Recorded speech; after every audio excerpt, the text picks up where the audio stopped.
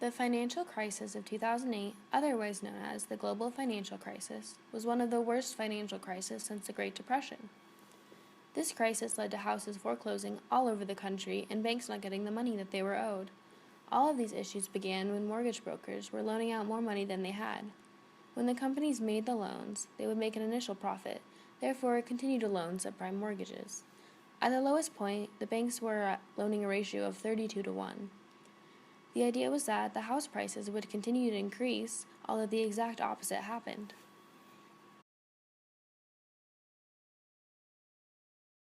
Well, from being in the mortgage business, I think it was a lot of the subprime loans that got everybody into trouble. People, it was also consumers, and, they were applying for loans that they really, quite honestly, couldn't afford. And the guidelines were such that they didn't check their credit. They did check their credit, but they didn't care about the credit. And they didn't care about down payment, and they didn't care about income potential and the ability to make the payments. And so, therefore, a lot of the subprime loans that were originated ended up in default, into foreclosure. And another thing that contributed to it was the housing bubble.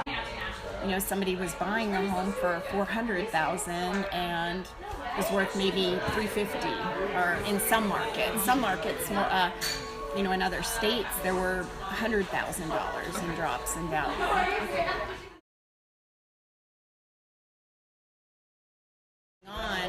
It was frustrating for me because I did more of the prime market loans where people did have to qualify with income, credit, but it was astonishing to me because I would meet with those people and consumers that wanted to buy a home and they didn't fit the guidelines of the loans that we originated. So they could go somewhere else to another realtor or who knew of a lender who did the subprime mortgages, and they were able to get, so to me it was shocking. In 2008,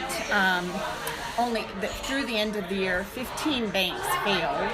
And then from 2008 to 2012, through the crisis, over 465 banks ended up failing.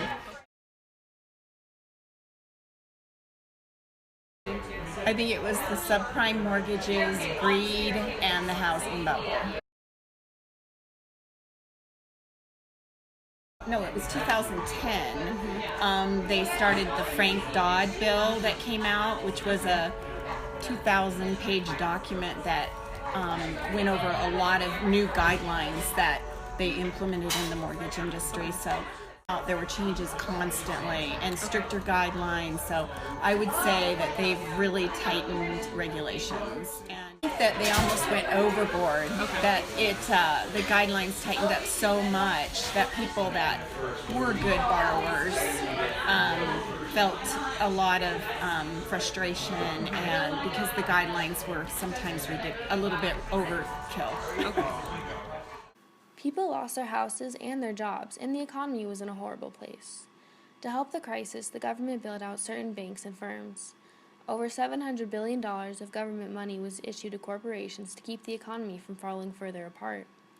This has helped to bounce back the economy because without it, large corporations would have failed. But just as it was a chain reaction that led to the crisis, it is a chain to put it all back together. And to this day, we are still working towards that goal.